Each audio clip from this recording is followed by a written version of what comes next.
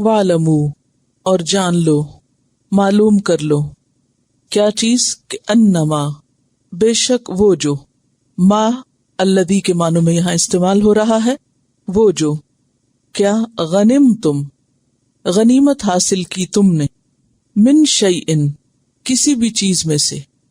غنم تم کا لفظ غنم سے ہے، غنم بکریوں کو کہتے ہیں. غنم الشیء کا معنی ہوتا ہے کسی چیز کا بغیر کسی بدل کے حاصل کرنا، اور لفظی معنی ہوتا ہے کہیں سے بکریاں ہاتھ لگنا. پھر آہستہ آہستہ ہر وہ چیز جو دشمن سے یا دشمن کے علاوہ کسی اور سے حاصل ہو، اور خصوصاً فتح کے بعد اس کو غنیمت کہا جانے لگا. یعنی گویا بلا معاوضہ کسی چیز کا حاصل ہونا، مال مفت جسے آپ کہہ سکتے. اور یہاں اشارہ ہے جنگ بدر میں حاصل ہونے والے اس مال کی طرف جو فتح کے بعد مسلمانوں کو ملا تھا، کفار کا مال. اس کو مال مفت کیوں کہا جا رہا ہے، یا اسے غنیمت سے کیوں تعبیر کیا جا رہا ہے؟ تاکہ یہ بات واضح ہو جائے کہ یہ جنگ کا بدلہ نہیں، یا جہاد کا صلہ نہیں، یا جہاد اس لیے نہیں کیا گیا، جنگ اس لیے نہیں لڑی گئی کہ تمہیں کوئی مال حاصل ہو. یہ تو سراسر ایک انعام ہے جو تمہیں اس موقع پر ملا. کیونکہ جب اللہ کے راستے میں نکلنے کی پکار آ جائے، کال آ جائے، تو وہ نکلنا تو فریضہ ہے. تو فریضہ ادا کرنے پر تو انسان کو بس یہ اطمینان ہونا چاہیے کہ اس نے اپنے حصے کا کام کر دیا، مزید کی توقع نہیں رکھنی چاہیے. لیکن اللہ سبحانہ وتعالی اپنی خاص رحمت سے مزید بھی عطا کر دیتا ہے. پیچھے ہم پڑھ چکے ہیں سورت کی ابتدا میں کہ جب جنگ بدر میں مسلمانوں کو مال غنیمت حاصل ہوا تو چونکہ اس سے پہلے کوئی قانون نہیں تھا، تو ان کے ذہنوں میں سوال پیدا ہوا کہ یہ کس طرح تقسیم ہوگا. تو اس موقع پر تو کہا گیا کہ تم اللہ سے ڈرو اور اپنے تعلقات کی اصلاح کرو، اور مزید کچھ ہدایات دی گئی، اخلاقی تربیت کی گئی. اور اب یہاں آ کر اس آیت میں، یعنی آیت نمبر 41 میں 40 آیتوں کے بعد اس سوال کا جواب دیا گیا کہ وہ جو تم نے سوال کیا تھا، اب تم جان لو کہ جو بھی غنیمت تم حاصل کرو، من شیئن کوئی بھی چیز، کسی بھی قسم کی، تھوڑی ہو یا زیادہ، قیمتی ہو یا معمولی، کچھ بھی جو ہاتھ آئے، تو اسے کیا کرو؟ ایک جگہ لا کے رکھ دو اور پھر وہاں سے باضابطہ تقسیم کرو. تقسیم سے پہلے کسی بھی مال کو اپنی مرضی سے ادھر ادھر کرنا یا اس کا مالک بن بیٹھنا خیانت تھا، اسے غل قرار دیا گیا. پیچھے آپ پڑھ چکے ہیں کہ ما کان لنبی ان یغل ومن یغلل یأتی بما غل یوم القیامہ.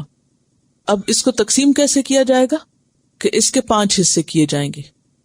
یعنی مال غنیمت میں سے جو کچھ ملا ان سب کو ایکولی 5 حصوں میں ڈیوائیڈ کیا جائے، یعنی 5 ڈھیریاں بنا دی جائیں اس مال کی، اور ان میں سے 4 اس جنگ میں شریک ہونے والوں میں تقسیم کی جائیں، اور 5واں حصہ جس کا یہاں پر قاعدہ بتایا گیا اسے اس قاعدے کے مطابق تقسیم کیا جائے.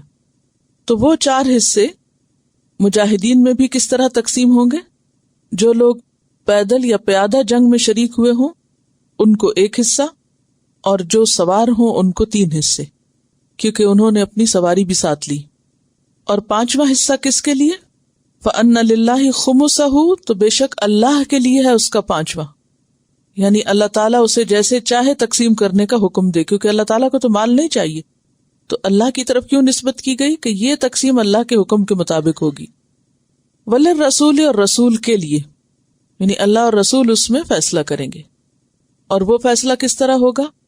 کہ اس 5ویں حصے کو بھی پھر 5 حصوں میں تقسیم کیا گیا. ایک حصہ آپ صلی اللہ علیہ وسلم کے اپنے لیے اور آپ کی ازواج کے لیے، آپ کے متعلقین کے لیے، آپ کے اخراجات کے لیے، اور اگر اس میں سے بھی کچھ بچ جاتا تو آپ اس کو مزید گھوڑے یا اسلحہ خریدنے میں استعمال کرتے. وَلِذِي الْقُرْبَى، دوسرا حصہ اس کا ذی القربہ کے لیے، رشتہ داروں کے لیے. کس کے رشتہ دار؟ نبی صلی اللہ علیہ وسلم کے رشتہ دار، اور ان میں سے بھی خاص طور پر بنو ہاشم اور بنو المطلب، یعنی ان 2 کے لیے. والیتامى، اور یتیموں کے لیے، بن باپ بچوں کے لیے. والمساکین، اور مسکینوں کے لیے، وابن السبیل اور مسافروں کے لیے. تو باقی 3 حصے ان 3 گروہوں پر. کون کون؟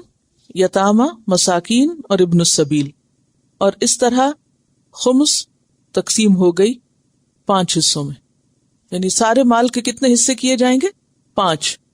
4 اس میں سے کس کے؟ جنگ میں شریک ہونے والوں کے. کس اعتبار سے؟ وہ بھی کیسے تقسیم ہوں گے؟ 1 حصہ پیادہ کے لیے اور 3 حصے سوار کے لیے.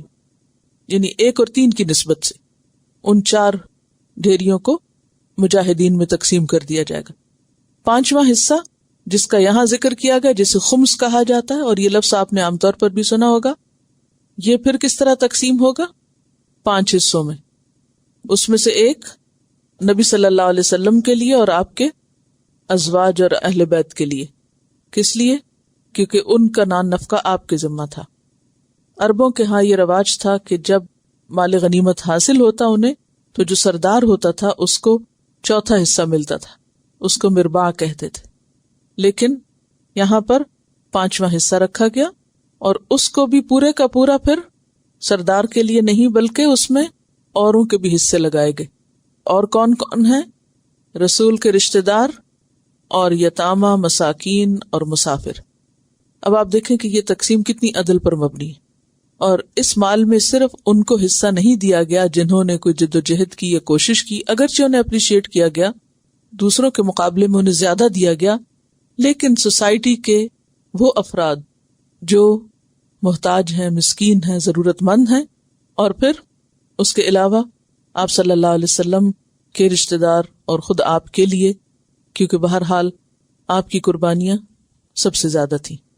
تو اس میں آپ دیکھیے کہ سب کو کچھ نہ کچھ اس میں سے ملا. جب مال کی صحیح تقسیم ہوتی ہے تو اس کا نتیجہ کیا ہوتا ہے؟ معاشرے کے اندر ایک سکون اور ایک خوشحالی اور ایک اطمینان اور امن قائم ہوتا ہے. یہ تقسیم اس سے پہلے نہیں تھی عرب معاشرے کے اندر. وہاں کیا تھا کہ جس کے ہاتھ جو لگے وہ اس کو لوٹ لے، اور جو لوٹا جائے اس میں سے 4تھا حصہ سردار کو مل جائے، باقی غریب، مسکین، یتیم منہ دیکھتے رہیں. ان کنتم آمنتم باللہ، اگر ہو تم ایمان لائے اللہ پر، اگر تمہارا اللہ پر ایمان ہے، تو اس سے کیا پتہ چلتا ہے کہ خمس کی تقسیم ایمان کا تقاضا ہے، یہ بھی ایمان کا حصہ ہے. وما انزلنا، اور جو نازل کیا ہم نے، علی عبدنا، اپنے بندے پر، اشارہ ہے محمد صلی اللہ علیہ وسلم کی طرف. ان کو اللہ نے اپنا بندہ کہا ان کی عزت اور تشریف کے لیے. اور جو نازل کیا ہم نے اپنے بندے پر، کیا نازل کیا تھا اپنے بندے پر؟ فرشتے نازل کیے تھے ان کی مدد کے لیے، اور کئی کھلی کھلی نشانیاں. کب؟ یوم الفرقانی، فرقان کے دن. یوم الفرقان کس دن کو کہا گیا؟ جنگ بدر کے دن کو. کون سا دن؟ یوم التقى الجمعان، جس دن ملی تھی، آمنے سامنے ہوئی تھی 2 جماعتیں. جمعان جمع ان سے تثنیہ ہے، 2 جماعتیں، 2 گروہ. کون کون سے؟ ایک مسلمانوں کا گروہ اور دوسرے قریش کا گروہ. واللہ، اور اللہ، علی کل شیء قدیر، ہر چیز پر قدرت رکھنے والا ہے. یعنی اس میں بہت بڑی نشانی ہے جو اللہ نے تمہیں بدر کے دن دکھائی. اور اس بات کا یہاں ذکر کیوں کیا گیا کہ بدر کے دن تمہیں جو کچھ ملا، جو غنیمت تمہارے ہاتھ آئی، وہ اللہ کے اذن سے تھی، اور اللہ کے بھیجے ہوئے فرشتوں اور اس کے حکم سے، اس کی دی ہوئی تائید اور اس کی بھیجی ہوئی مدد کے ذریعے ملی تم کو. جس دن حق کو باطل کے درمیان فیصلہ ہو گیا، فرق ہو گیا. اس بات میں کس قدر حکمت ہے. عام طور پر ہوتا یہ ہے کہ جب بھی کبھی کوئی مال تقسیم ہو یا لوگوں کے درمیان کسی چیز کا حصہ کیا جائے تو لوگوں کے اندر کبھی بھی مکمل اطمینان نہیں ہوتا. عموماً دبی دبی شکایت رہ ہی جاتی کہ شاید ہمیں ہمارا حق پورا نہیں دیا گیا. تو ایسے موقع پر کیا کہا گیا کہ یاد رکھو کہ یہ جو کچھ بھی تمہیں ملا یہ تمہاری کوشش کا نتیجہ نہیں تھا، اس لیے اس میں سے جو بھی تمہیں مل گیا تم اس پر کیا کرو؟ مطمئن ہو جاؤ، راضی ہو جاؤ. یہ ملا تھا تمہیں اللہ کی مدد سے، اللہ کی طرف سے. جب اس نے اپنے بندے پر یوم الفرقان کو، جب 2 جماعتیں آمنے سامنے تھی، فرشتوں کے ذریعے مدد کی تھی، تائید کی تھی، اور اللہ ہر چیز پر قدرت رکھنے والا ہے۔ وما انزلنا سے مراد، اور وہ وقت بھی یاد رکھو یا وہ موقع یاد رکھو اس نعمت کو لیتے ہوئے اور اس کی تقسیم کے حکم کو سنتے ہوئے کہ یہ سب کچھ اللہ کے اذن سے ہوا ہے۔ اس سے کیا خاص بات سمجھ میں آتی ہے؟ یعنی آیت کی اس ترتیب سے کیا بات پتہ چلتی؟ ہمارے لیے اس میں سیکھنے کی کیا بات ہے؟ اس سے ملتا جلتا مضمون پیچھے بھی گزر چکا ہے وراثت کی تقسیم کے موقع پر، کہ جب وراثت کی تقسیم کے موقع پر کچھ رشتہ دار اور کچھ بچے وغیرہ حاضر ہوں تو کیا کرو؟ ان کو بھی کچھ دے دو اور ان کو بھلی بات کہو، قولوا لهم قولا معروفا، ڈانٹ ڈپٹ کے بات نہیں کرو، ان کا دل نہیں توڑو اور ان کے ساتھ بے رخی سے پیش نہیں آؤ، بلکہ ان کو بھی سیٹسفائی کرو۔ تو اس سے یہ پتہ چلتا ہے کہ ایک طرف مالی تقسیم، حقوق کی ادائیگی، اور دوسری طرف اچھی بات، کیونکہ الکلمۃ الطیبۃ صدقہ، اچھی بات بھی صدقہ ہے۔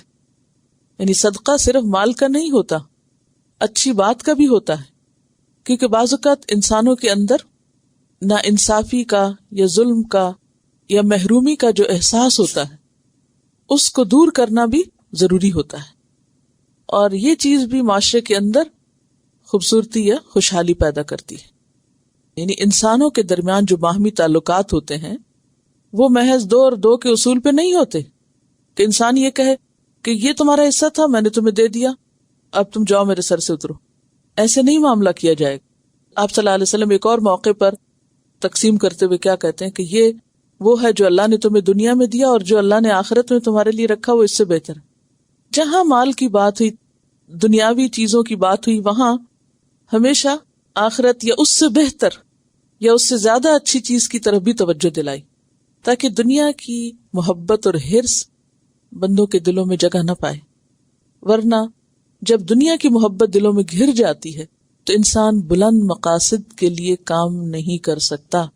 اگر کسی بھی انسان کے اندر اس حد تک خود غرضی پڑ جائے کہ انسان ہر وقت جمع تفریق کرتا رہے اور صرف کیلکولیشنز کرتا رہے تو اس سے خوشحالی اور خوشگواری نہیں آ سکتی۔ پھر عموماً کیا ہوتا ہے کہ حصہ لینے کے باوجود، حق لینے کے باوجود بھی اطمینان نہیں، کیونکہ وہ جو حرص ہے نا وہ نہیں ختم ہوتی۔